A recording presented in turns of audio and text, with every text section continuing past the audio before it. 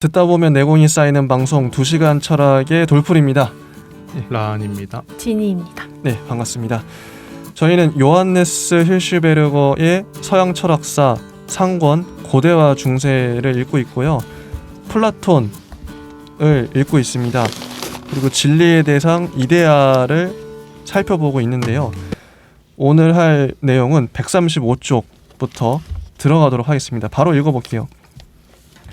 그러나 전제에 관한 사상은 존재의 각 층들 서로 간의 관계에만 한정되는 것이 아니라 이데아 서로 간의 관계에도 관련이 있다. 위에 있는 이데아에 의존하고 이 위에 있는 이데아에 의해서 바탕이 마련되고 담당되는 그런 밑에 있는 이데아도 있다.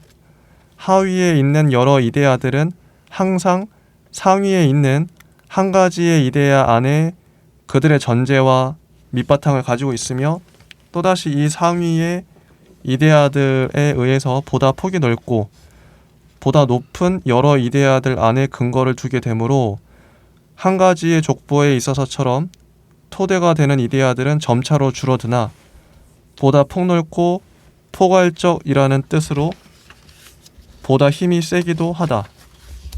우리들은 이렇게 해서 마침내는 이데아의 피라미드의 꼭대기에 도달하게 되는데 이것이 곧 이데아의 이데아이며 이것이 모든 것을 포괄하고 기초지어 주기 때문에 모든 다른 이데아들은 이 이데아에 의존하고 있다.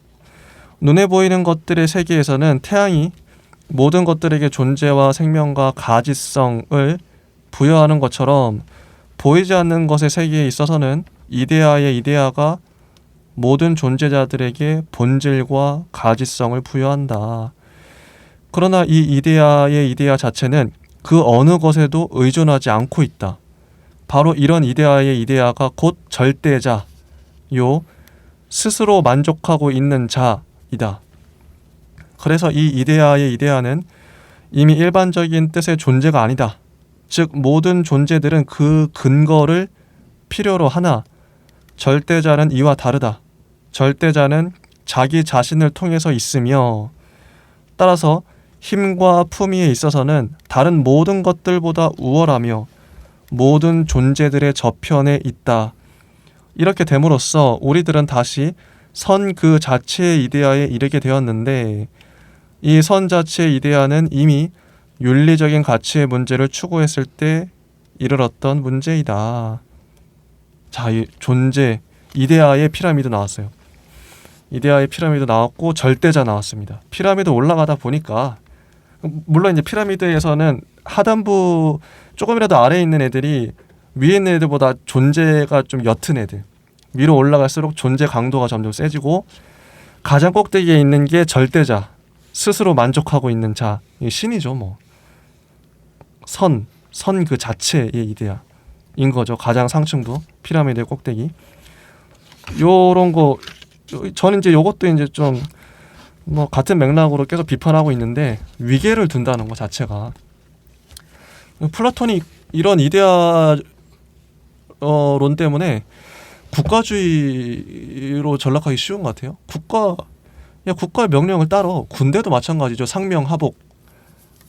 아래에 있는 사람들이 위에 복종해야 되는 거죠.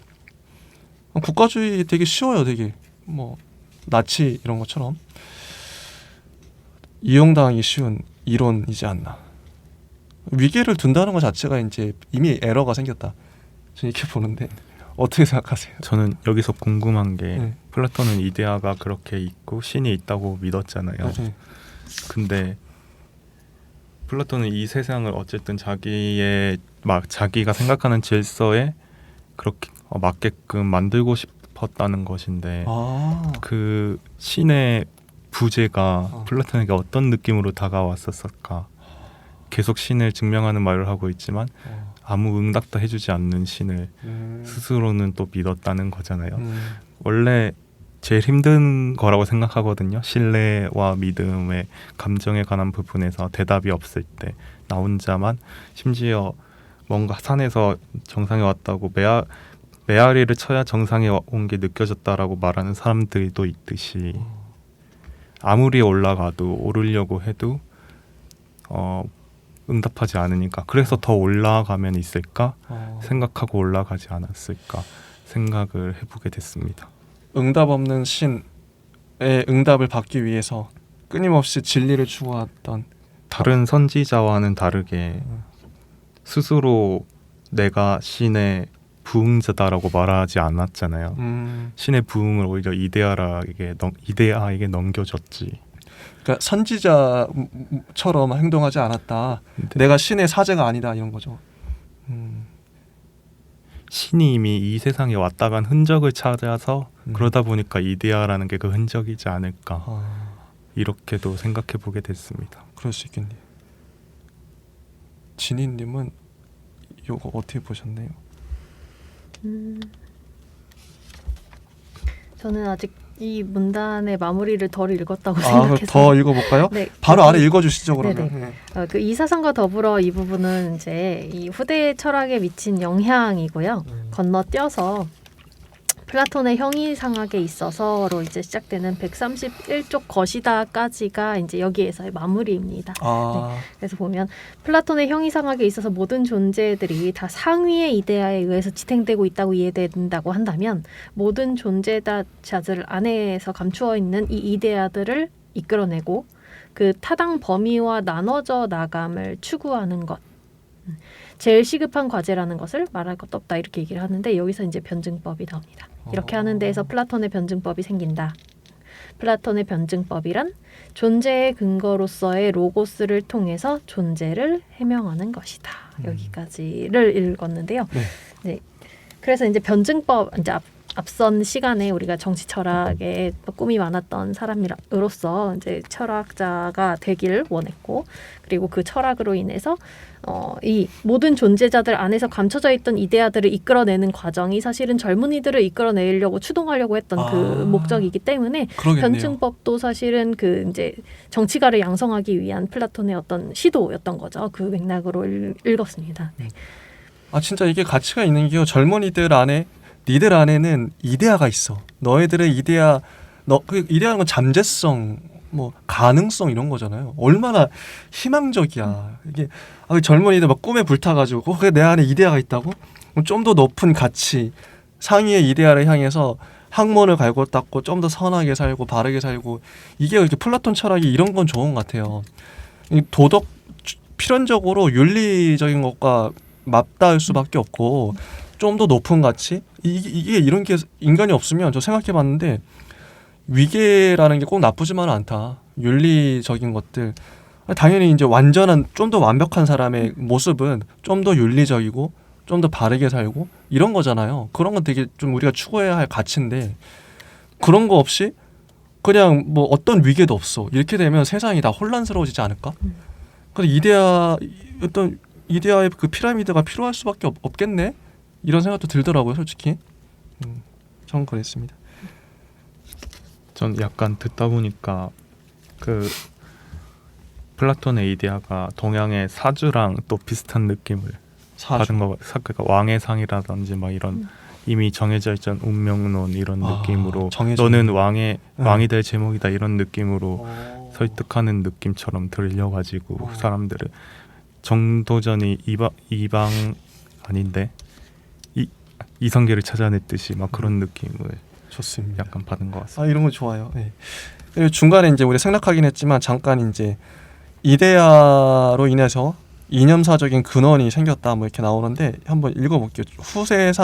후세의 철학사에 미친 영향인데 절대적인 존재와 우연적인 존재의 구별, 뭐 스스로 있는 존재와 다른 것에 의존해서 있는 존재의 구별, 모든 존재자들을 위한 충족 이유의 개념과 최고의 세계 근거에 대한 요구, 인과관계와 우연성에 의한 신존재 증명, 최고선의 개념과 신의 개념을 동일시하는 것, 신을 세계의 의미라고 보고 세계를 신이 전개되어 있는 곳이라고 보는 해석, 유출의 개념, 하나가 곧 만물이라는 사상, 완전성의 단계에 의한 신증명, 가장 완전한 존재자의 개념 등등은 모두 다소간의 이 이데아, 뭐 존재의 피라미드, 이데아의 피라미드와 관련이 있는 것들이라고 할 수 있대요. 네. 그리고 후대에 나왔던 형이상학의 그런 일련의 형태입니다. 좋습니다. 다른 거는 다 이해가 가는데 여기서 유출의 개념이라고 이게 하나만 딱 나오죠. 그래서 이게 형이상학에 관련된 다른 이론가는 그 이데아처럼 어떤 근원을 가지고 있고 거기서부터 이제 자연이 이제 그 사람이 말하는 세계에도 층위가 있어요. 그래서 자연의 어떤 근원에서부터 무언가가 유출돼서 인간의 어떤 인간성으로 발현이 됐고 그 인간성도 결국에는 다시 그 근원으로 돌아간다는 어떤 획기적인 어떤 세계상 그 부분에 대해서 그 중간에 유출의 개념이 있습니다. 네.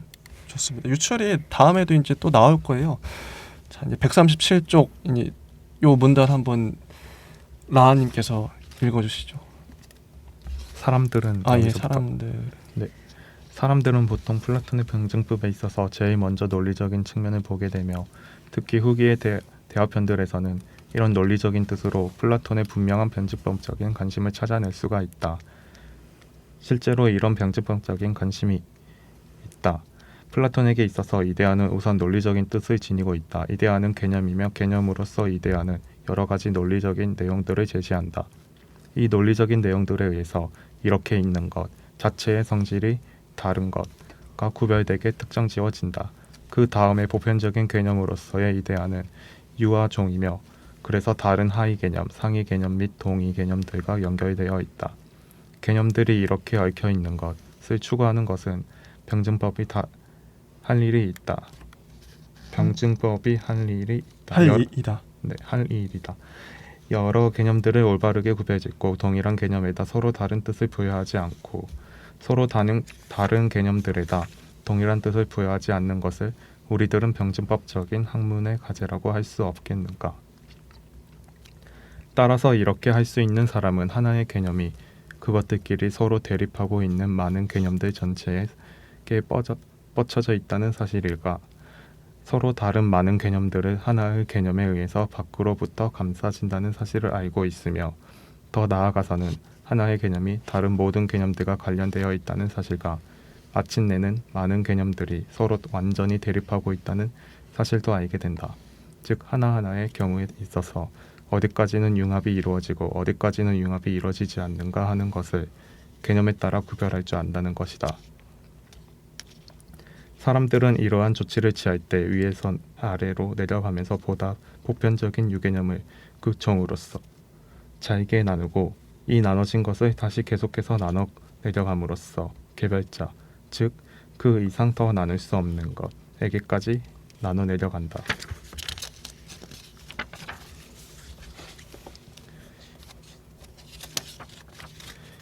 이것이 곧 나눔이다.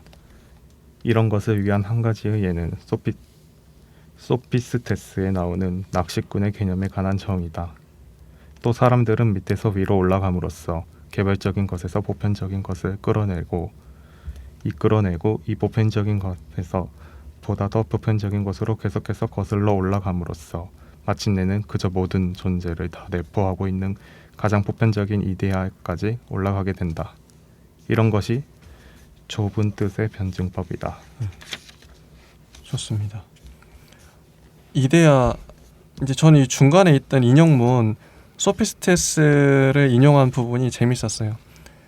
여러 개념들을 올바르게 구별짓고 동일한 개념에다 서로 다른 뜻을 부여하지 않고 서로 다른 개념들에다 동일한 뜻을 부여하지 않는 것을 우리들은 변증법적인 학문의 과제라고 할 수 없겠는가? 개념들도 층위가 있고 뭔가 이렇게 묶음들이 있는 것 같아요. 집합이. 그래서 하나의 개념이 그것들끼리 서로 대립하고 있는 많은 개념들 전체에게 뻗쳐져 있다는 사실과 서로 다른 많은 개념들이 하나의 개념에 의해서 밖으로부터 감싸진다는 사실을 알고 있으며 더 나아가서는 하나의 개념이 다른 모든 개념들과 관련되어 있다는 사실과 이렇게 머릿속에 좀 그려지죠. 이렇게 뿌리가 내리고 이게 집합이 만들어지고 마침내는 많은 개념들이 서로 완전히 대립하고 있다는 사실도 알게 된다. 어디까지 융합이 이루어지고 어디까지 융합이 이루어지지 않는가. 개념에 따라 구별할 줄 안다. 이런 사고. 아까 이제 이데아의 피라미드에 의한 사고라고 할 수 있을 것 같아요. 변제법적인 학문의 과제다. 실제 이렇게 개념을 구분해서 머릿속에 갖고 있으면 유용하겠다. 이런 생각은 보통은 개념 같은 것도 뭐 사랑이 뭐냐, 뭐 정의란 무엇인가 이런 것도 우리들은 뭐 그냥 가끔 들은 명언이나 아니면 나의 삶의 경험으로부터 이제 해서 개념들이 흩어져 있잖아요. 개념을 이렇게 뭐 종합해서 개념에 뭐 상하관계를 둔다든지 이런 식으로는 이렇게까지는 안 하거든요. 근데 플라톤은 실제로 그러면 이게 재밌는 게 뒤에도 나오지만 사랑이란 개념과 정의란 개념의 위치까지 사랑은 요쯤에 있는 것 같아요. 그 이데아의 피라미드 요쯤에 있고 정의는 요쯤에 있는데 서로 어떻게 연결이 돼. 사랑에서 이렇게 하면 정의가 나오지 뭐 이런 식으로 했다는 거 자기의 이론대로라면 여기 써 있는 바대로라면 되게 재밌다. 재밌다. 저는 문득 들었던 생각이 이데아가 상위 개념이라고 피라미드 구조처럼 돼 있다고 해도 그 상위 개념 제일 위에 있는 것도 힘이 밑으로밖에 뻗치지 못하는구나 라는 생각이 들었어요. 가장 강력한 힘은 구잖아요.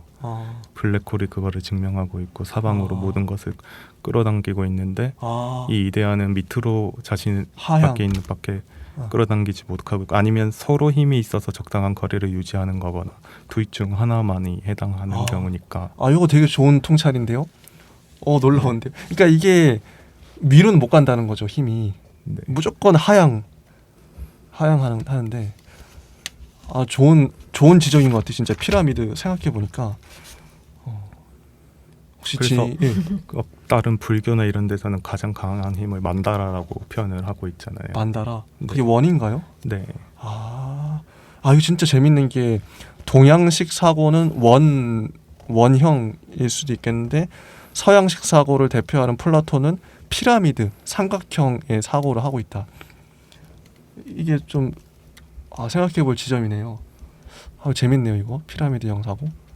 저는 좀 다르게 생각을 했어요. 그 일반인들의 사고는 그냥 아래로 하향식으로 자연스럽게 아니면 아래의 어떤 것의 중간 지점에서 좀 뻗쳐나가는 그런 개념적인 사고를 자연스럽게 하고 있었다라고 하는 반면에 이제 플라톤은 그에 대해서 이데아를 깨닫게 하기 위해서 상기시키기 위해서 사실은 거꾸로 하는 작업을 이들에게 하지 않았나 시도하지 않았나 그 부분이 조금 저랑 생각이 달랐던 것 같아요. 재밌네요. 네, 계속 읽어보겠습니다.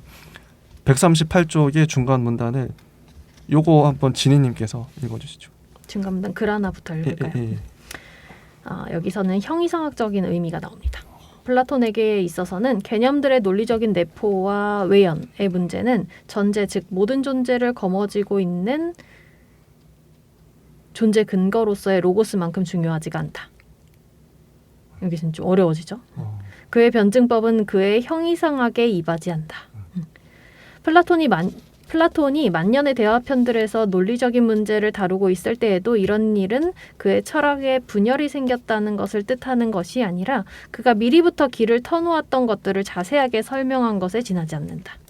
그의 원숙기 즉 장년기의 대화편들 파이돈, 잔치면 향연 및 국가가 설명하고 있는 것들처럼 만약에 이데아가 있다면 또 그 이데아들이 다른 존재자들의 존재 근거이며 또 만약에 이데아의 이데아에 대한 관계에 추적하는 데서 점점 더 깊이 도사리고 있는 존재의 근거들이 드러나고 따라서 우리들이 존재의 단계의 순서를 높이 올라가면 높이 올라갈수록 그리고 마지막으로 그 맨 꼭대기 존재의 궁극적인 근거로서의 이데아가 있다면 여기까지 계속 한 문장이에요.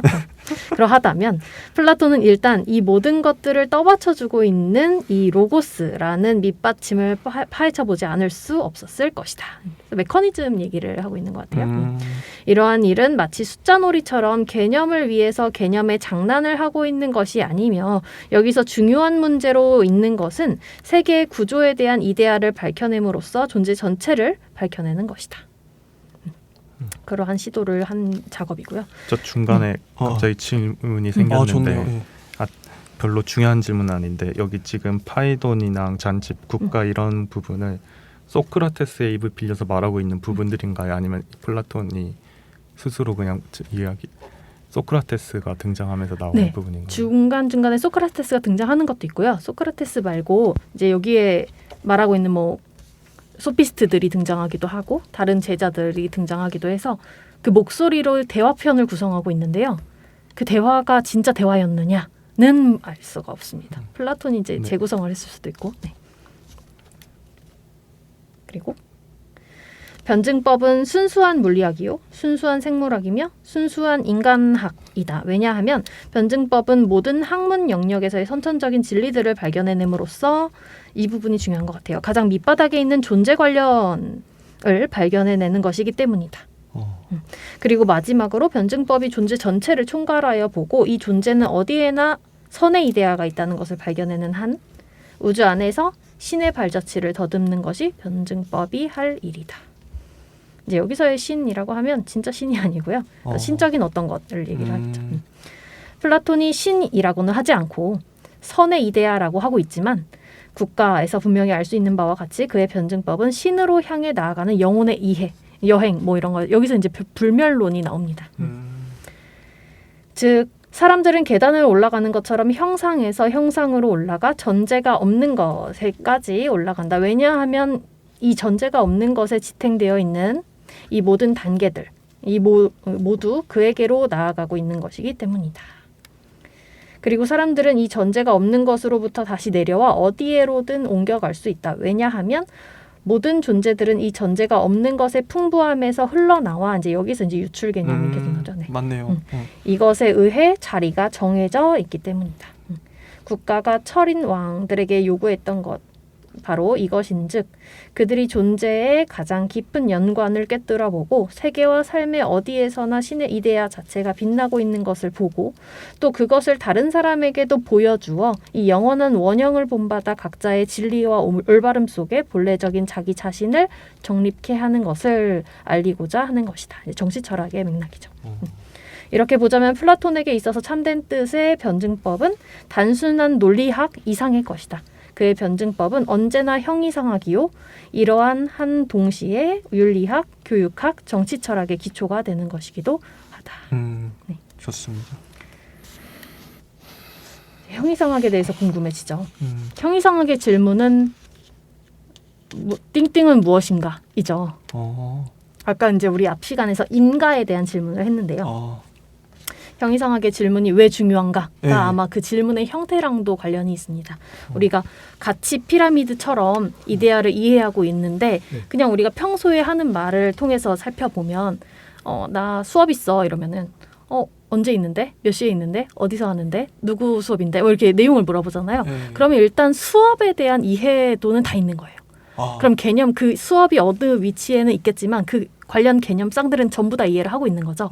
그 맥락에서 자유롭게 이해를 하고 있는데 그 맥락을 상위로 끌어올려서 이제 형이상학적인 질문은 수업은 무엇인가 이렇게 되는 거죠. 맞아요. 그러면은 맞아. 수업에 대한 완전한 무지 상태가 되기 때문에 그 완전한 무지 상태는 수업에 대한 이데아의 어떤 접근으로 이해가 된다. 그래서 이제 형이상학적인 질문이 무엇인가 무엇인가 뭐 이런 질문인데 그 질문에 엄청난 철학사적 의의가 있다고 하고 그래서 플라톤과 형이상학의 어떤 시발점으로 얘기가 중요하게 된다고 합니다. 좋습니다. 다음에 읽어볼게요.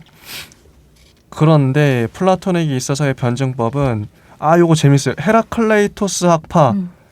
요 헤라클레이토스는 변화를 주장했죠. 엘레아 학파. 엘레아 학파는 뭐였더라? 변화가 동일성이죠. 설명 나옵니다. 엘레아 학파의 거창한 형이상학적 문제들을 해결하려는 시도이기도 하다. 자, 헤라클레이토스 학파에 있어서는 오직 많음만 있고 하나와 보편적인 것은 없다. 그리고 엘레아 학파에 있어서는 오직 동일한 것만 있고 많음과 서로 다른 것은 존재자가 아니다. 플라톤의 나눔이라는 것을 그림으로 그려보면 플라톤이 이 그림을 가지고서 어떻게 난관을 극복하려고 했는가 하는 것을 당장 알 수 있다. 종합하려 한 거죠. 네.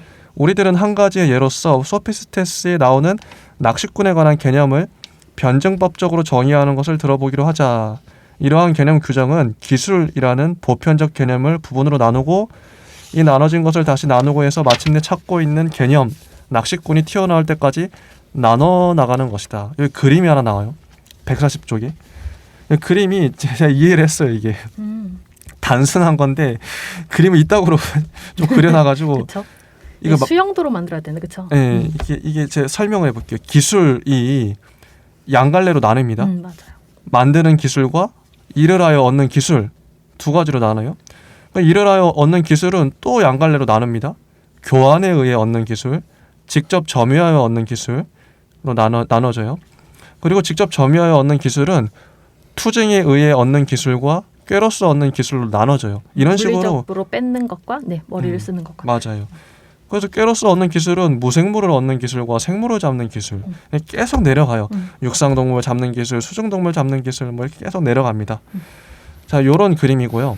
요런 그림에서 제가 이제 마지막 한번 설명해 볼게요. 좋습니다.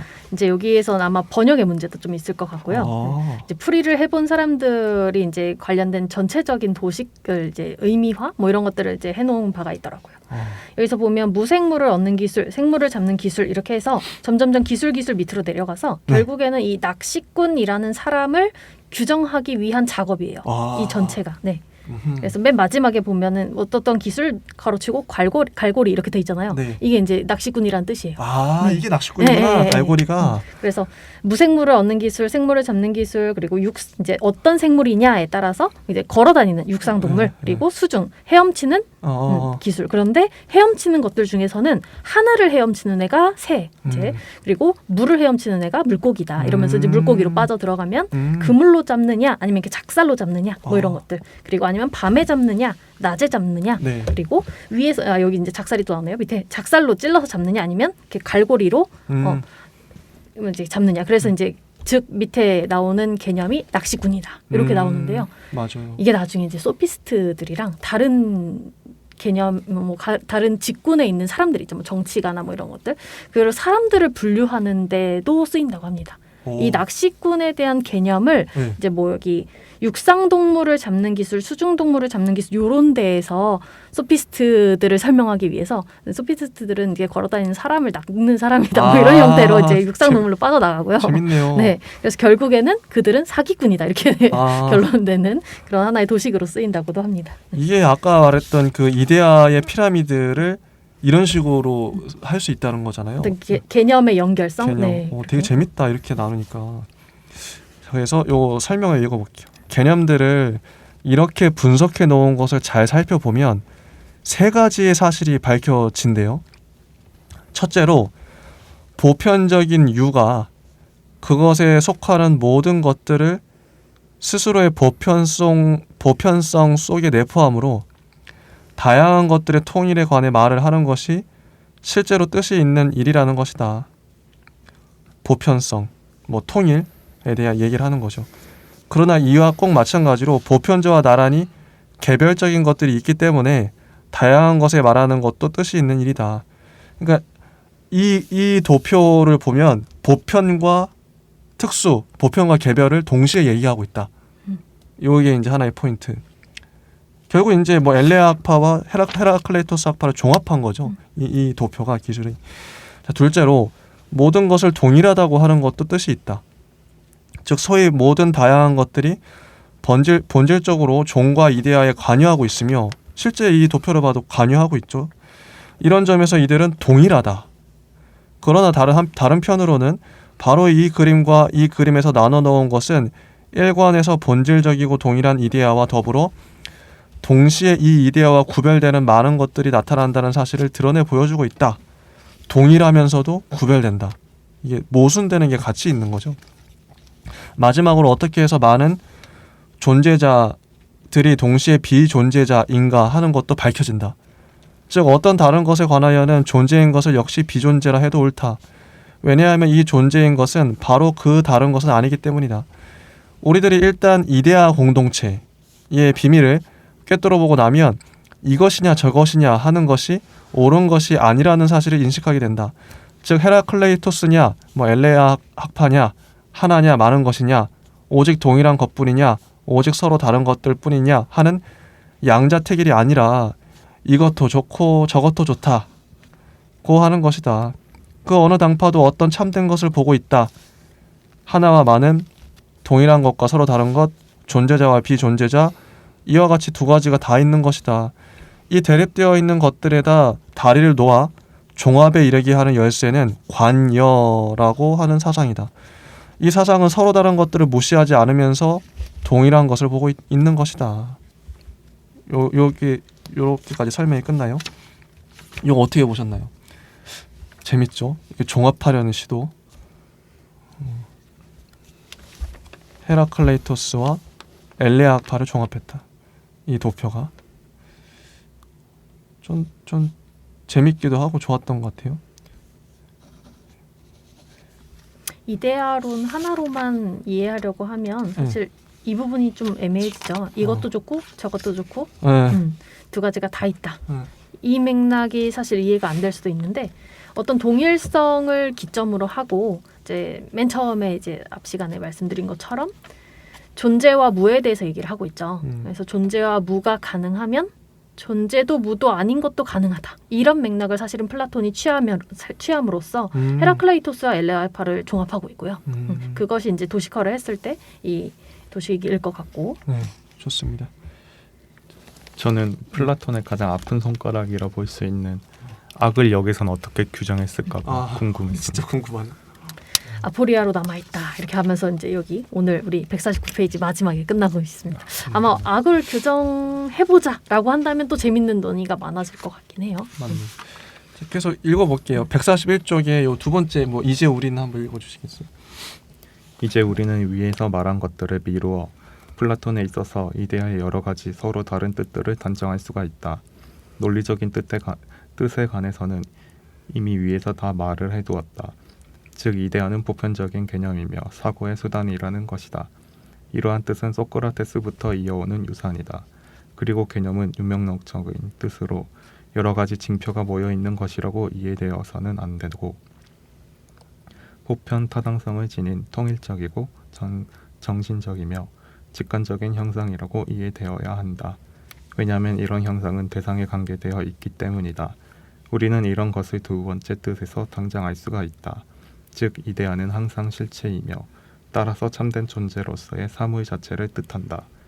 이러한 존재에 있어서 중요한 것은 그것이 관념적인 것이라고 하는 사실이라는 것은 이미 앞에서 말한 바와 같다. 이게 그래서 여기 이데아의 여러 가지 의미해서 되게 이게 한 문단이 진짜 길어요. 그렇죠? 145쪽까지가 아니 143쪽까지 거의 3쪽에 뭐 걸쳐서 이데아의 의미를 정의하고 규정하고 있는데요. 하나씩 짚으면서 나가면 좋을 것 같긴 합니다. 첫 번째 의미는 보편 타당성을 지닌 통일적이고 정신적이며 직관적인 형상이다. 뭐 보편적인 개념이다. 이데아는. 그리고 이데아는 항상 실체이다. 이데아는 사물 자체다. 이거 이제 좀 정리하는 맥락인 것 같아요. 네, 맞아요. 이러한 존재에 있어서 중요한 것은 그것이 관념적인 것이라고 하는 사실이다. 그래서 세 번째로 하면서 이데아는 이상 또는 원형과 꼭 같은 것이다. 이제 읽어보겠습니다. 우리들의 사고와 존재자는 다 같이 이것으로 향하고 있다. 자, 칸트는 플라톤의 이데아에 관해 설명하면서 이데아를 이상이라고 해서 실천적인 것의 분야에 끼워 넣으려고 했다. 그러나 이 이데아가 원형으로서 이론적인 분야, 즉 존재자들에 있어서도 타당하다는 사실을 인간은 모를 수도 있다. 플라톤이 원형과 실체라고 생각했던 것은 실체화된 개념에 지나지 않는다. 여기에서 칸트가 이끌어내는 것이 선험적인 것과 감성적인 것을 완전히 분리시키는 자기의 형이상학 개념이다. 자, 넷째로 이데아는 원인이다. 이데아는 전제로서, 즉 히포테시스로서 원인이다. 그래서 이데아는 존재의 근거다. 여기서는 원인이 근거와 같다. 근거가 지워진 자는 근거를 지우는 자의 존재에 관여한다. 그렇게 되는 이유는 근거 지워지는 자 안에 있기 때문이다.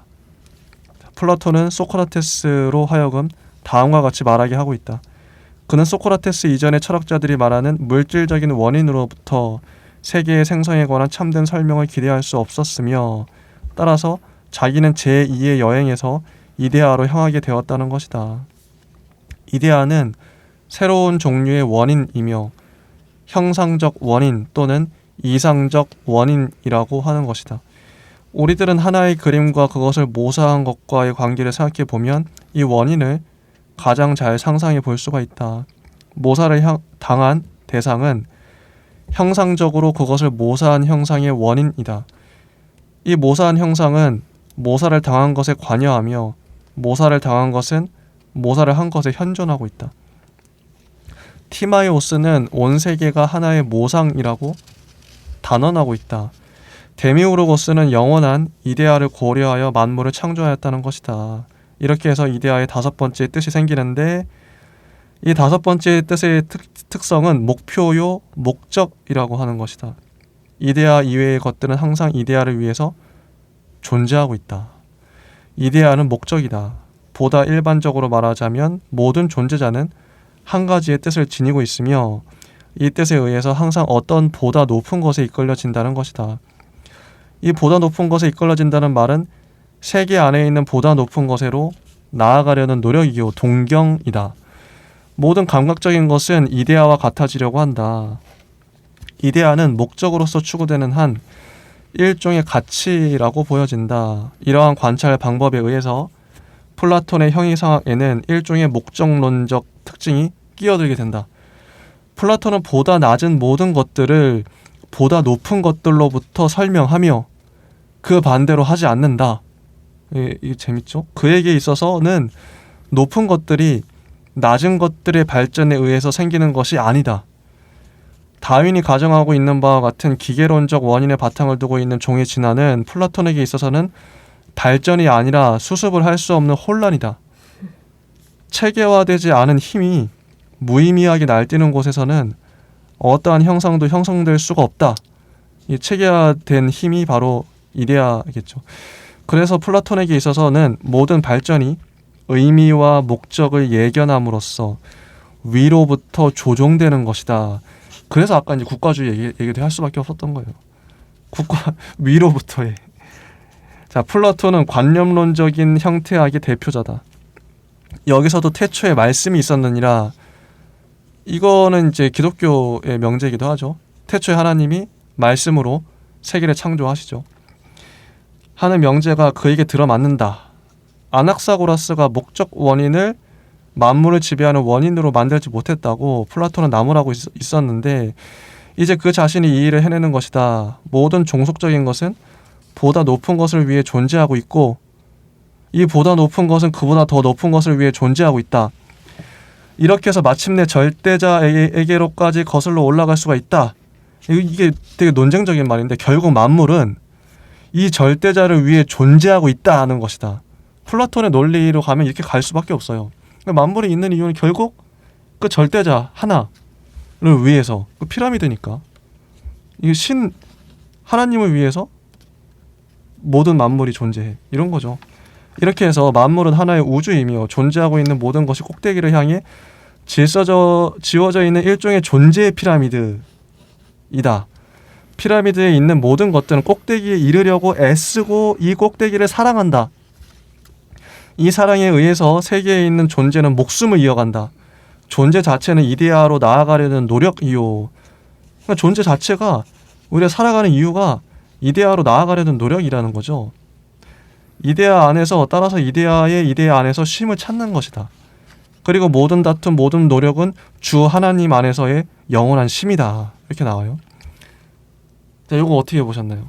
이렇게 이데아를 정의합니다. 전 정리가 잘 됐다고 봐요. 계속 어떻게 보면 좀 개념들이 반복되고 하는데 그러면서 더 정리가 잘 되는 것 같아요. 이데아에 대해 좀 라님 어떠세요? 좀 분명하게 좀 개념이 어떤 건지 좀 감이 오시지? 전 약간 달걀이 먼저냐 그 닭이 먼저냐에서 닭이 먼저라는 그러니까 이데아와 뭐 다른 게 있다면은 그래서 달걀파가 달걀이 먼저다 얘기하는 그런 그런 의미로 느껴졌습니다. 진희님은 어떻게 보셨나요? 저는 키워드들이 되게 재밌었어요. 첫째는 무엇, 둘째는 무엇 이렇게 설명해 놓은 부분들이 사실은 그 개념들을 모아놓고 보면 되게 상충되는 개념들도 많잖아요. 원인과 목적이라든지 사실은 목적은 끝에 있는 것이고 원인은 처음에 있는 것이고 맞아요. 하이포테시스 같은 경우도 전제로서의 원인이죠. 아. 그래서 그 근거라는 것이 중간에 끼어 있는 것이 아니고 전제하고 있는 그 부분인데 네. 그 맥락이 사실은 이 마지막에 얘기하고 있는 목표와 또 연결이 되고 있는데 이것이 되게 이중적인 개념들을 함께 함의하고자 하는 그 플라톤의 어떤 부분. 그래서 이데아에 대한 설명으로서 되게 적절하지 않았나 싶습니다. 좋습니다. 자, 143쪽 아래 한번 그 진희님께서 읽어주시죠. 네, 아리스토텔레스 읽으면 되나요? 네. 이제 여기서부터 네. 쭉 이어서 148페이지에 첫 번째 문단의 끝 이제 주장한다라고 이제 끝나고 그 다음부터는 뭐 아리스토텔레스가 이렇게 봄으로써 이렇게 이어지죠. 그래서 결론을 맺고 있는데요. 여기서부터는 아리스토텔레스 그 플라톤의 제자가 어떤 방식의 해석을 더 했는지 여기서 이제 해석이 구체적으로 되기도 하고 뭐 좀 달라지는 지점 이런 부분들을 좀 정리할 수 있습니다. 그러면 요 파트부터는 한번 진희님께서 정리를 잘 하시니까 이제 한 대략 20분 정도 남았거든요. 네. 저희가 좀 다 읽진 않으셔도 되고 중요한 거 위주로 한번 다 읽어도 괜찮을 것 같아요. 좋습니다. 네. 네, 한번 해주시죠. 좋을 것 같아요. 네. 아리스토텔레스는부터 143페이지 아랫부분입니다. 그래서 수로서의 이데아 이렇게 나오는데요. 아마 아리스토텔레스가 자기의 스승인 플라톤의 이데아를 어떤 식으로 이해하고자 했는지 그 아마 숫자와 관련이 있겠죠. 아리스토텔레스는 여러 번 그리고 분명하게 플라톤의 이데아는 수였다고 말하고 있다. 네, 이렇게 이해를 했다는 거죠. 실제로 플라톤은 후기 대화편 특히 선에 관해서라는 이제는 남아있지 않은 노년기의 강의 거기에서 수와 이데아 관계를 집중적으로 다뤘다. 시끄럽게 논란이 된 이 문제를 밝혀내기 위해서 앞서 제시한 분류의 도식을 한 번 더 봄으로써 이것과 폴리티코스와 필레보스에 나오는 플라톤의 두 가지 중요한 발언을 연결시켜 보지 않으면 안 된다. 그래서 여기 발언들을 따르면 우리들은 한 가지의 개념을 마음대로 나눠 붙여서는 안 되고 해부학자가 신체를 능숙하게 해체하는 것처럼 그 개념을 자연스러운 구성에 알맞게 나눠 붙여야만 한다. 이렇게 얘기를 하고 있고요. 즉 우리들은 하나의 개념에서 그 안에 내포되어 있는 것보다 많은 수의 개념들을 이끌어내서도 안 되고 적은 수의 개념들을 이끌어내서도 안 된다는 것이다. 더 나아가 이 변증법적인 과정에 있어서 한 가지의 종에서 그 밑에 있는 종으로 내려가 마침내 개별자밖에 포함되지 않아서 그 밑에 종으로 나누어질 수 없는 종에 이르게 될 때 가령 그 어떤 사물 안에서 새로운 종이 있는가 없는가 하는 것을 보지 못했기 때문에 한 가지 종을 열거하지 않아도 안 되고 지나치게 많은 종을 열거해서도 안 된다. 즉 새로운 종이나 이데아에 나타나는 이런 것은 수적으로 정확하게 한정되어 있으며 여기서 이제 숫자와 관련이 된다는 거죠. 검산될 수도 있다. 우리 검산이라는 단어가 되게 옛날에 초등학생 때 네. 썼었죠. 달리 말하면 선 자체의 이데아, 즉 뒤에 와서 일자라고 불리는 것으로부터 어떤 이데아를 빼먹지도 않고 또 지나치게 많은 이데아를 덧붙이지도 않고 정확하게 변증법으로 밑에 내려갈 때 변증법적으로 밑으로 내려갈 땐 하나하나의 이데아가 일정한 수치에 들어맞게 된다. 그래서 어느 정도 직관적으로는 알겠는데 정확히 다 왔다지는 또 않아요. 그래서 이게 저는 그거 생각나서 주기율표랄까요? 뭐 그거 있잖아요. 원소가 이제 뭐 나열되어 있는 거. 그게 재밌는 게요. 그게 뭐 대칭이 된다 그럴까? 주기율표 만들어 보니까 여기에 어떤 원소가 있어야 될 것 같아. 근데 나중에 결국 발견됐다 이런 얘기도 들었거든요. 그거랑 비슷한 것 같아요. 그러니까 결국 개념들도 이데아도 하다 보면 요 위치엔 요 이데아가 있어야 될 것 같은데 그렇게 찾아가는 모든 이게 플라톤은 세계가 완전히 정확하게 정돈돼 있다. 그 숫자처럼 그렇게 본 것 같기도 하고 주기율표처럼. 저는 읽으면서 플라톤이 후세의 사람 중에서 누구랑 만나면 가장 재밌을까라는 생각이 문득 들었는데 네. 왜냐하면 한 인물이 떠올라가지고 저는 피카소를 만났으면 어땠을까라는 생각이. 왜죠? 피카소의 그림은 다 해괴하다고 하잖아요. 근데 그 조각조각을 나눠보면 완벽하게 똑같은 그 한 전혀 이제 그러니까 이 모습을 그냥 조각내 가지고 이렇게 흩뿌려 놓은 거라고 게 피카소의 그림이라 하더라고요. 이미 5살 때 다른 사람들이 그릴 수 있는 수준으로 그림을 그렸던 사람이어서 그 자신만의 어떻게 보면은 그 이데아랑 다를 수도 있지만 중간 개념의 이데아로는 피카소가 완벽하게 구현해낸 사람이지 않을까라는 생각이 들었거든요. 그래서 그런 비주얼적인 모습을 플라톤은 어쨌든 생전에 못 봤을 확률이 높으니까 어떻게 보면은 자신의 말하는 것들을 증명해낸 사람처럼 보이지 않을까 해서 피카소도 질문을 던지면서 자신의 그림으로 그걸 표현하는 사람이니까 맞아. 두 사람이 만나면 어땠을까라는 생각이 들었습니다. 그러면 맞습니다. 플라톤의 말을 피카소가 표현은 또 할 수 있을 것 같다는 생각이 들었어요. 그 낚시법이나 이렇게 처음부터 헷갈리지 않고 아예 처음부터 우리가 이해할 수 있게끔 그릴 수 있지 않을까. 여기 좌표라는 것도 나오죠. 위치, 좌표. 많이 싸우지 않았을까요? 그런 거야. 아니 그 피카소랑 플라톤이랑 만났으면 예술을 싫어했기 때문에 예술을 싫어했나요, 플라톤? 이제 좀 모방에 대한 모방이라든지 아니면 그 재현의 관점에서는 플라톤이 조금 보수적이지 않았을까 생각을 하는데 그냥 직관으로 한번 떠올랐습니다. 네. 얘기를 한번 들어보고 네, 좋습니다. 아마 서로에게 되게 영향을 많이 끼쳤을 것 같네요. 현대적으로 말하자면 현대적으로 이제 앞선 설명들을 다시 정리를 합니다. 이데아는 위치의 가치를 갖는 것으로서 좌표에 그려 넣을 수가 있다. 이 수치는 이데아를 규정하는 것과 구별짓는 것들을 가리킨다. 이 수치는 논리적으로 다른 것들 및 오늘날의 우리들이 말하고 있는 공허한 수학적 공간이나 물리적 공간에 대해서 이데아를 한정지으며 또 플라톤이 항상 말하고 있던 많음, 적음, 큼, 작음에 대해서도 이데아를 한정한다. 이 수치는 이런 정해지지 않은 두 가지 것들에 비해 일회적인 것이다. 이렇게 해서 우리들은 관념의 수를 갖게 된다. 여기서 이제 우리가 이해하고 있는 산수의 개념이나 이제 사칙, 연산 이것과는 좀 개념이 좀 다르죠. 다른 것 같아요. 이 관념의 수는 우리들이 당장 알게 될 바와 마찬가지로 일종의 질적인 성격을 가지고 있으며 따라서 헤아려질 수가 없다. 그렇기 때문에 이 관념의 수는 오직 양적이며 질적으로 구별이 없기 때문에 덧셈을 할 수 있는 수학적인 수와 다른 어떤 수다. 이렇게 해서 플라톤은 두 가지 새로운 원리, 즉 일자, 이제 동일성에 관련된 그 부분, 그리고 정해지지 않은 이원에 대한 인정을 동시에 하게 되죠. 이제 아포리즘이기도 하고, 이 아포리아이기도 하고, 좀 성취이기도 한 것 같습니다. 이 두 가지의 원리는 하나하나의 이데아 안에서 활동하고 있을 뿐 아니라 존재 전체에게도 타당하다.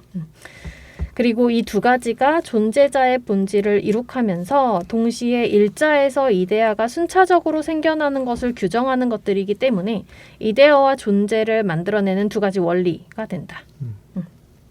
이렇게 되고 보면 플라톤에게 있어서 이미 언제나 강했던 피타고라스적인 경향은 늙어지면서 한층 더 강하게 나타난다.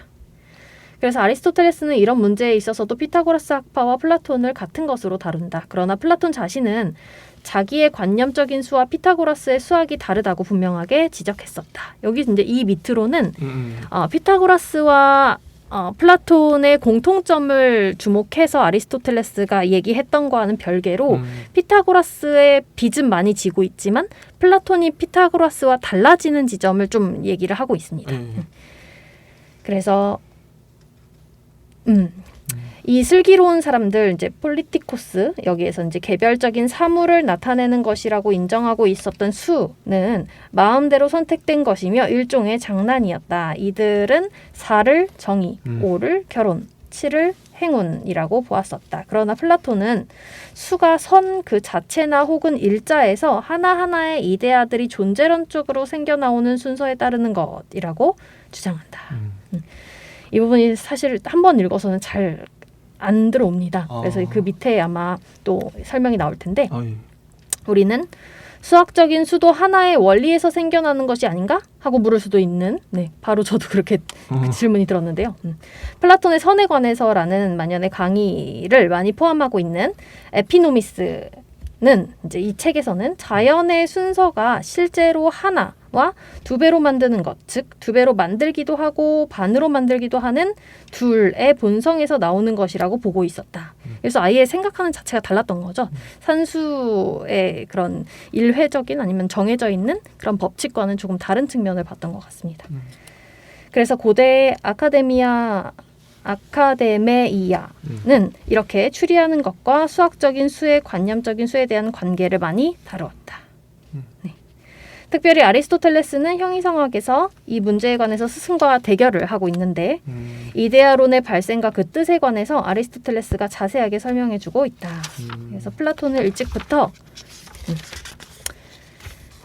크라틸로스와 모든 감각적인 것은 끊임없이 흐른다고 하는 헤라클레이토스 학파의 의견을 잘 믿고 있었고 만약에 그렇다면 감각적인 것에 대한 학문은 있을 수 없을 것이라고 생각했는데 이제 여기서 그런 생각을 한 것은 이제 플라톤이라고 얘기를 합니다. 그는 이런 의견을 끝까지 고수했었다. 그러나 소크라테스가 처음으로 보편적인 개념에다 눈길을 돌리게 된 이후 플라톤은 그에게 동조하고 그런 결과로 개념에 의해서 규정된 것은 감각적인 것이 아닌 다른 어떤 것의 대상으로 삼는다고 생각했다. 이 얘기를 이제 아리스토텔레스가 하고 있는 거죠. 맞아요.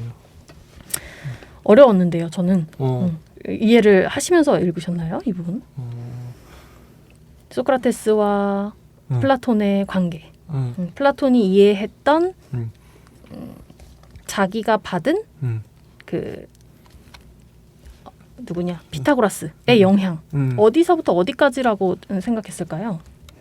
일단 그러니까 플라톤은 헤라클레이토스의 영향도 그렇죠. 받고 여기 책에 나온 거대로 하면 헤라클레이토스가 만물이 변하니까 그럼 그걸 받아들였을 때 변하는 걸 규정할 수 없잖아요. 고정시킬 수 없기 때문에 그럼 학문은 불가능하다. 좀 좌절했을 것 같아요. 처음엔 헤라클레이토스 보고. 근데 그 이후에 소크라테스를 만나고 소크라테스는 끊임없이 물으면서 결국 정의란 무엇인가, 사랑이란 뭔가 이러이러한 거 봤을 때 끝까지 가서 이제 나중에 개념을 끄집어내잖아요. 근데 만물이 변하는데 헤라클레이토스 믿으면서 좀 이 사람이 좀 우울해지고 좀 뭔가 좀 좌절했었는데 소크라테스 만나면서 뭔가 빛을 본 거죠. 뭐 긍정적으로 이제 이상적으로 모든 것들을 정의할 수 있어. 이때 이제 이데아를 이 사람이 직관하지 않았을까. 그러면서 소크라테스 이후에 피타고라스 만나죠. 피타고라스는 수, 이거 완전 이데아예요. 수 완전 개념, 추상화의 절정이라고도 할 수 있을 것 같은데. 그래서 이제 이 세 사람을 거쳐가면서 플라톤은 그러니까 만물에 대한 불신은 헤라클레이토스 다 흐르고 있어. 다 변해. 이 사람을 다 실제 변하거든요. 이 눈으로 보이는 모든 것들은 어쨌든 변하는데 우리가 알고 있는 개념을 어떻게 끄집어낼래? 그거는 소크라테스로부터 그다음에 피타고라스로 완벽하게 이제 이데아론이 굳어졌다. 이렇게 볼 수 있지 않을까? 저는 그렇게. 나한님께서는 어떻게 보셨어요? 저는 인도 철학이라고 해야 될까요? 인도 신화에 나오는 그 카르마에 대해서 다들 아시죠? 그 카르마는 영혼의 제가 말하는 게 다른 개념일까 그럼? 카르마가 그러니까 업이 아닌가? 다른가? 영혼의 조각들 하는 사람을 만나면 영혼이 묻는다고 이런 식으로 말을 하잖아요. 그래서 지금 3명의 사람을 만나서 3명의 영혼이 뭉쳐가지고 새로운 이제 플라톤의 영혼을 만든 그런 느낌으로 이해를 했습니다. 맞아요. 저도 여기 책에 쓰여 있는 것만 봐서는 되게 두루뭉술하고 개념을 정리하기가 좀 쉽지는 않았던 것 같아요.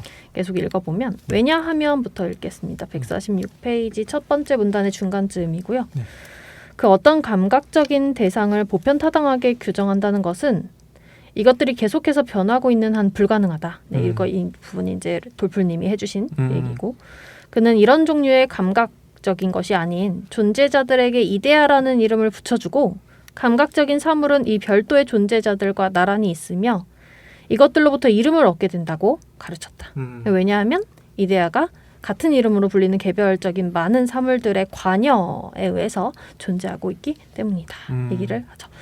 그래서 숫자를 저는 이제 떠올릴 때 이게 맞는 이해인지는 또 저도 잘 모르겠어요. 근데 이제 우리가 초등학생 때부터 숫자의 개념을 배우면 순서로 배우죠. 1, 2, 3, 4, 5 이렇게. 맞아요. 그렇게 하고 나중에 조금 학년이 올라가면 직선상에 놓고 1, 2, 3, 4, 5를 순서대로 또 위치로서 배우죠. 좌표로서 점점 더 배우고 뭐 2차 방정식 끝나면 3차 방정식, 3차 이제 벡터 배우고 이렇게 가는데 그 맥락에 사실은 선이 그냥 우리가 생각하는 정수로 존재하는 것 같지만 그 1과 2 사이에는 무수한 숫자들이 또 있을 수 있고 그 무수한 숫자들을 아무리 우리가 쪼개고 규정하더라도 그 안에는 무한이 있는 거죠. 그렇죠. 근데 그 수학에서는 무한을 우리가 그냥 일반적으로 생각했을 때 셀 수 없는 개념의 무한으로만 이해하는데 수학에서는 이제 셀 수 있는 무한, 셀 수 없는 무한 이런 형태의 이제 개념도 되게 세분화되어 있고 이것이 사실은 데카르트에서도 많은 연장 개념으로 많이 얘기가 되고 있어요. 그래서 그런 방식으로 이해를 한다면 약간 이제 그 개별적인 많은 사물들의 관여 그 사이사이의 어떤 것들을 연결시켜주는 그 부분에 대해서까지도 플라톤이 좀 포섭하고 있지 않을까 이런 맥락으로 저는 이해를 해봤습니다. 전 또 중간에 이제 이데아가 위치의 가치를 갖는 것으로서 좌표에 그려 넣을 수가 있다. 좌표 평면에 가치마다 좌표에 자리가 있다는 거예요. 재밌는 발상인데 추상적인 개념이 어떻게 좌표에 이렇게 딱딱딱 놔둘 수가 있지? 아까 피라미드 얘기도 어떻게 보면 좌표랑 맞는 것 같아요. 피라미드의 어느 부분에 어떤 가치가 있고 되게 재밌는 게 있어야 할 곳에 그 가치들이 이데아들이 있는 거죠. 요런 이제 나중에 데카르트도 그 좌표 평면을 만들잖아요.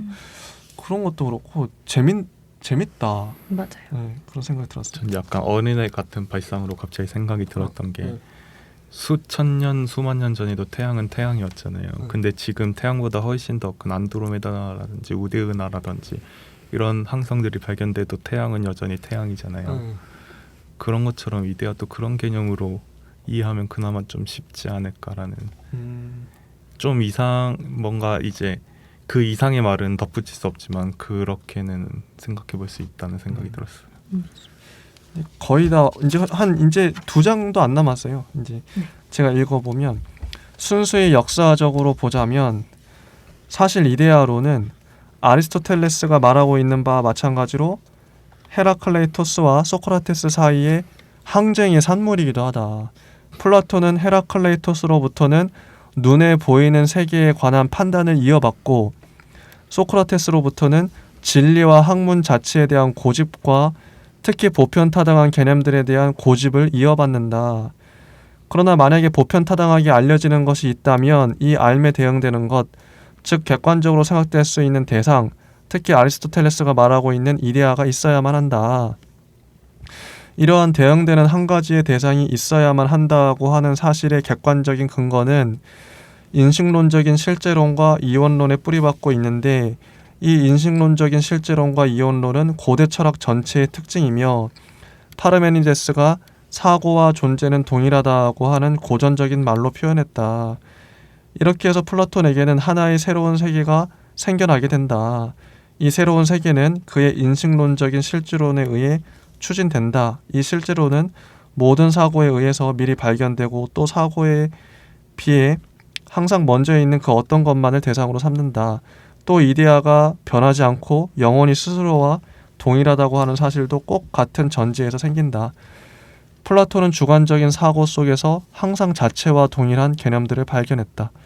그래서 이런 개념에 속하는 대상들도 역시 이러한 성질을 띠고 있는 것임에 틀림없다. 그래서 이데아론에서 가장 중요한 점은 우리들의 인식 내용이 선천적인 것이라는 사실을 증명해내는 것이다. 이러한 한에 있어서는 신칸트 학파의 플라톤 해석은 올바른 길을 걸었으며 언어학적인 비평가들보다 훨씬 깊게 보았다. 그러나 이데아가 정신의 기능에 불과하다고 하는 가정은 옳지가 못하다. 이데아의 세계는 모든 주관적인 경험을 넘어선 선천적이고 보편타당한 확실성이 꿰뚫어 보여지고 따라서 실제론적인 근본 태도의 바탕 위에서 이에 알맞는 대상들이 당연한 것으로서 받아들여지는 순간에 생긴다. 이데아가 원래에는 윤리적 미적인 이상이 지나지 않았다고 하는 것은 옳다. 그러나 이런 이상은 아리스토텔레스가 다시 올바르게 강조하고 있는 바와 마찬가지로 소크라테스와 따라서 플라톤에게 있어서는 보편타당한 개념들이 처음으로 꿰뚫어 보여지게 되는 그 순간에 있었던 것이다. 자, 이제 시간이 거의 다 됐네요. 좀 어떻게 다 읽어보고 끝낼까요? 약간 오버할 수 있어요, 시간이. 계속 가볼까요? 자, 그런데 아리스토텔레스는 이데아는 코리스모스, 분열, 분리에 의해서 감각적인 사물과 떨어져 있다고 주장한다. 감각적인 사물은 이데아 옆에, 이데아 밖에 있다. 는 것이다. 그래서 세계는 분열되어 있게 마련이다. 말하자면 이데아들은 세계 위에 떠돌아다니고 있다.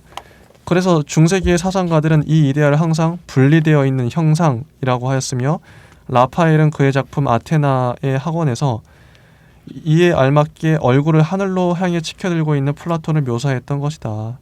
플라톤은 하늘 위에 있는 곳, 즉 이데아의 세계를 바라보고 있는데 반해서 아리스토텔레스는 감각의 세계를 바라보며 여기서 본래적인 현실, 실제를 인식하고 있다. 플라톤은 이렇게 보편적인 것과 이 보편적인 것이 자립화되는 것을 나눔으로써 소크라테스와 구별된다고 아리스토텔레스는 말하고 있다. 소크라테스도 보편적인 것을 인정하긴 했으나 보편자를 현실적인 시간 공간의 세계에만 내버려 두었었다. 그러나 플라톤은 이와 반대로 이 두 가지를 나누었고 따라서 세계를 두 개로 만들고 말았다. 플라톤을 따르면 분명히 감각의 시간, 공간적인 세계는 이데아적인 원형을 모사한 것이고 또 데미오르고스가 이 영원한 이데아를 보고서 세상 만물을 창조했기 때문에 실제로 이 감각의 시간, 공간적인 세계는 이데아에 관여하게 된다. 그리고 볼 수 있는 세계의 사물인 것은 모두 이데아에 관여함으로써만 현실적인 것이다. 그러나 이데아의 세계는 항상 어떤 독자적인 것이고 홀로 진리 안에 있는 존재자인데 반하여 감각의 세계는 가상에 지나지 않으며 존재와 비존재 사이에 있는 중간 것에 지나지 않는다. 이데아의 세계와 감각의 세계 사이에 틈바구니를 특별히 크게 만들어 놓은 사람은 아리스토텔레스이며 그는 이렇게 해서 세계가 두 개로 된다고 주장한다. 자, 아리스토텔레스가 이렇게 봄으로써 이데아론의 뜻을 올바르게 전해 주었느냐, 그렇지 못했느냐 하는 것은 크게 논란되어 왔었다. 어쨌든 플라톤은 나는 세계를 두 개로 만들지 않았다. 왜냐하면 나에게 있어서는 눈에 보이는 세계는 참된 존재가 아니기 때문이다. 라고 대답했을 것이다. 아리스토텔레스에게 있어서는 이 눈으로 볼 수 있는 세계가 참된 존재요. 그의 입장에서 보자면 세계가 두 개로 되어 있는 것이다. 그러나 플라톤에게 있어서는 감각의 세계는 실체가 없는 가상으로 되고 만다. 이 감각의 세계는 존재가 아니며 단순히 이데아가 나타난 것에 지나지 않는다. 따라서 이데아는 아리스토텔레스가 말하는 것처럼 완전히 분리되어 있는 것이 아니다. 코리스모스, 분리는 한 가지의 다른 뜻도 지니고 있다. 즉, 이 코리스모스는 한결같은 한 가지의 존재 안에서 존재의 강도라고 하는 양상의 차이를 확정지으려고 하는 것이지 완전한 이세계론을 주장하려고 한 것이 아니다. 다르다고 하는 것은 근거 지어진 것과 근거가 다른 것이라고 하는 뜻이다. 이러한 근거, 즉 이데아 안에 한결같은 모든 것들이 존재하고 있다. 자, 마지막 문단입니다. 그런데 플라톤은 이러한 설명을 계속해서 유지해 나갈 수가 있을까? 감각적인 것은 정말로 이데아가 나타난 것 이외에 아무것도 아닐까? 감성 없이는 이데아 전체를 깨달을 수 없고 또 일정한 감각적인 지각이 없이는 이데아를 깨달을 수 없다고 한다면 이데아의 의의는 너무나 적지 않은가? 내가 이 의의를 동기라고 하건 원인이라고 하건 아무런 상관도 없다. 여하튼 플라톤에게 있어서도 역시 감성이 없이는 이데아의 인식이 없는 것이다. 더 나아가 감성이 정말로 가상에 지나지 않는 것이라면 왜 모든 이데아들이 감각적으로 나타나지 않으면 안 되는가? 본래적인 세계가 이데아의 세계라면 왜 우리들은 순전히 이데아만을 갖고 있지 못할까? 이 감각적인 것은 플라톤에게 있어서 악과 마찬가지로 일종의 아포리아로 되고 만다. 여기가 끝이에요. 자, 이제 한번 좀 지금까지 읽은 문장도 그렇고 총평을 한번 해보죠. 이데아를 어쨌든 다 봤어요. 이 파트를 다 어떠셨나요? 저부터 먼저 짧게 예, 좋습니다. 저는 그냥 읽으면서 들으면서 느낀 게 다른 것과 비교하게 돼서 별로 안 좋은 방향이긴 한데 전 동양은 다 버리라고 하는데 서양은 가지라고 찾으라고 맞네. 하는 것 같아요. 이데아를 찾아야 돼. 이 네. 사고 자체가. 그래서 되게 충돌되는 느낌을 받으면서도 분명히 연결되어 있으면서도 다른 게 신기하다는 생각이 들었습니다. 진짜 그러네요. 동양은 이제 이제 비우고 버리고 해야 되는데 이 플라톤은 어쨌든 플라톤식으로 생각하자면 이데아를 찾아야 되네요. 무조건 이데아를 추구해야 되고 그럴 수밖에 없네. 제자들이 서양식 사고 이런 거 뭔가 자꾸 이제 뭔가 찾아가는 이데아. 진희님은 어떻게 보셨나요? 저는 다른 책에서 그 코리스모스에 대한 얘기를 본 것 같아서 아, 좀 열심히 설명을 드리고 싶어서 찾아봤는데 아직 네. 뭐 어디서 봤는지 찾을 수가 없었고요. 다음에 뭐. 네, 일단은 아리스토텔레스가 말하는 이제 분리 그리고 플라톤이 말하는 분리를 아마 한국 철학사에서 규정해 놓은 바가 있는지는 모르겠는데 그걸 좀 다른 방식의 개념으로 사용하고 있더라고요. 뭐 분석이랑 분류 뭐 이런 형태의 여러 가지 유사 개념어들을 활용해서 번역에 조금 다르게 차이를 두고 있는 걸로 알고 있는데 그 이제 아리스토텔레스를 읽어보면서 그 두 가지의 분리에 대해서 좀 궁금해졌고 마지막에 플라톤이 소크라테스와 달라지는 지점이 나오면서 사실은 플라톤의 이제 한 절반 정도 읽었죠. 네. 절반도 못 읽었나요? 그런데 이제 플라톤 하면은 이데아라고 이제 오해하고 있었던 그런 맥락 때문에 플라톤이 사실은 되게 이상을 추구하고 초월적인 어떤 세계상이나 그런 세계만 바라보는 사람처럼 오해를 가지고 있었는데 맞아요. 이렇게 읽다 보니까 사실은 누구보다도 그 현상에 대해서 구체적으로 사유를 하고자 노력했던 사람이구나 이런 걸 좀 이제 와서 좀 느낀 것 같습니다. 현실을 제대로 파악하기 위해서 이데아를 말할 수밖에 없었다. 네, 그래서 거기서부터 시작된 아. 것이 이제 후대의 영향들이지 않을까. 저는 약간 얘기를 듣고 플라톤에게 20몇 살 때 소크라테스를 만났다고 했잖아요. 소크라테스의 죽음이 엄청난 충격이었구나라는 것을 좀 오늘 느낀 것 같아요. 이런 이데아 자체가 네. 그 이데아의 형이상학적 질문이 인가 무엇인가라고 했잖아요. 그 인간 최대의 형이상학이 죽음이래요. 그래서 형이상학과 마주했을 때 어떤 그 충격이 소크라테스가 죽었을 때가 이제 플라톤이 28살이라고 했나요? 그때 당시에 아마 죽음이란 무엇인가 여기서부터 시작하지 않았을까라는 어떤 추측? 네. 진짜 죽음이란 무엇인가? 네, 인간이 범접할 수 있는 최대한의 극한의 형이상학이잖아요. 그 부분에서 아마 시작되지 않았을까라는 추측을 또 읽어봤습니다. 그게 맞네요. 어떤 사랑하는 사람의 죽음을 넘어서 아예 자신의 죽음으로 생각해버린 느낌이 듭니다. 그것도 현대 철학에서 말하고 있어요. 되게 놀라운 비전인데요. 이게 오늘날 우리가 관념적으로 죽음이란 무엇인가를 계속 논의를 해오다가 현대 철학에서는 결국 그렇게 얘기를 하죠. 죽음이라는 것을 생각하는 시간 그리고 그 생각할 때는 결국에는 나의 죽음을 투입을 해서 아니면은 그에 대해서 전사시켜서 이해할 수밖에 없다. 네. 그 맥락이 나오고 그때 이제 주체와 타자 개념이 약간 이제 전복되기도 하죠. 저는 기독교 생각도 나는 게 예수님의 죽음 때문에 제자들이 충격을 받아서 이 제자들도 각성을 하잖아요. 이게 결국 죽음이에요. 그 제자 공동체가 이제 뭐 성경을 쓰고 이렇게 막 전 세계로 전파하고 뻗어나갈 수 있었던 것도 그 죽음이에요. 결국 예수님의 죽음.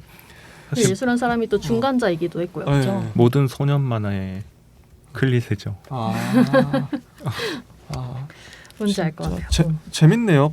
이제 소크라테스의 죽음 때문에 플라톤이 각성해서 이렇게 엄청난 철학을 전개할 수 있었고 예수님의 죽음 때문에 그 제자들이 또 각성을 해서 그 지금의 엄청난 그 기독교가 생성이 되고 놀랍네요. 자, 이데아 뭐 혹시 더 얘기하실 말씀이 있으실까요? 플라톤의 이데아 저 마지막으로 질문 두 좋습니다. 사람에게 드리고 싶은 게 생겼는데 질문 좋아요. 이데아가 있다면 나의 이데아도 있고 지니님이나 돌풀님의 이제 이데아도 있을 거잖아요. 본인의 이데아를 찾고 싶으신가요? 이데아는 뭐 플라톤식으로 말하면 제가 이제 될 수 있는 제가 올바르게 성장했을 때 저는 뭐 나중에 뭐 도둑이 될 수도 있고 살인자가 될 수도 있고 나의 가능성, 이 미래의 가능성이 여러 개 있을 거 아니에요? 놓여진 가능성. 전 그래서 이왕이면 당연히 좋은 쪽으로 긍정적이고 선하고 뭐 많은 사람들에게 도움을 줄 수 있는 쪽으로 가고 싶죠. 그런 이데아라면 저도 추구하고 싶고 근데 그런 맥락에서 플라톤은 전 유효하다고 봐요. 나를 더 나은 사람, 더 좋은 윤리적으로도 그렇고 사회적으로 뭐 정치적으로도 더 나은 사람이 되게끔 만들어주니까 그런 이데아를 결국 저도 이제 이데아를 추구하고 있더라고요. 이런 맥락으로 보면 모든 사람이 추구하고 있다고 봐요, 솔직히. 우리가 말하는 꿈, 너의 꿈이 뭐야? 너의 비전이 뭐야? 너 앞으로 뭐 되고 싶어? 넌 어떻게 살고 싶어? 이게 다 이데아적인 질문인 거예요. 그냥 따지고 보면 우린 이미 플라톤적으로 살고 있어요. 뭐가 되고 싶다는 것 자체가 이데아적인 질문이니까 결국 이상형을 다 두고 있죠. 그렇다고 봐요. 지니님은 대답을 다 해주신 것 아, 같은데. 내가 너무 정답을 말했나? 저는 이데아랑 저 자신이랑 연결을 잘 아직까지는 못 짓겠고요. 아, 네. 그냥 내가 어떤 사람이 되고 싶은가 이런 질문으로 그냥 축소해서 받아들이면 그냥 선한 영향력을 결론적으로 목적론적으로 선한 영향력을 끼치고 싶은 그런 존재가 되고 싶은데 그 과정이 모두 다 선한 선택을 하거나 내가 선한 의도를 가지거나 그럴 수는 없을 것 같아요. 그에 대한 자신은 없고. 그래서 이게 좀 이거를 이제 저도 이제 현대화해서 우리 이제 좀 체화해서 받아들일 이 개념 자체를 이데아라고 그러면 너무 먼데 지금 이제 우리가 좀 전환시켰던 질문처럼 어떤 이데아는 다른 식으로 말하면 가능성이나 어떤 꿈, 비전 이런 식으로 변환시키면 우리는 이미 이제 플라톤 철학을 공부 안 했어도 이미 알고 있는 거예요. 그렇게 살고 있는 거고. 그러면 이런 식으로 좀 변환하는 노력들을 철학 이제 이 어려운 개념들을 보면서 어떻게 삶에 붙일 수 있을까 이런 좀 고민을 많이 하게 되네요. 좀 더 이해하기 쉽게끔. 네. 라한님은 혹시나 저는 같은 따로 질문. 찾는다기보다는 그냥 내가 이데아가 되든 안 되든 상관없이 나는 내가 하고 싶은 대로 그게 내 이데아가 아니더라도 반대로 가더라도 내가 가고 싶은 대로 간다 이런 느낌이어가지고 꼭 이데아를 찾는다는 건 아닌 것 같습니다. 그죠? 목적론적이 될 필요는 목적론. 없죠. 모두 다 같이. 네. 그렇습니다. 이제 이제- 이데아 부분이 끝나고 네, 다음에는 드디어. 이제 인간에 대해서 시작하게 되는데요. 좀 아쉬워요. 앞서 말씀드린 것처럼 플라톤의 모든 것을 이해하기 위해서는 앞의 이론과 능동성의 개념, 운동의 개념이래요. 그것도 그 부분을 이데아와 같이 이렇게 세 가지를 같이 이해를 해야 비로소 플라톤을 좀 이해했구나라고 할 수 있다라고 하는 다른 원고를 봤는데 여기에서는 궁극적으로 그런 챕터를 나눠놓은 것 같지는 않고요. 맞아요. 이제 섞어서 얘기를 하고 있는 것 같은데 맞아요. 이제 그 세 가지 개념들이 어떻게 연결되어 있느냐를 종합해서 얘기를 해보자면 그냥 한마디로 그 이데아는 어떤 동일성을 가진 어떤 것이잖아요. 그래서 그 동일성을 가진 실체가 계속 운동을 하는 것.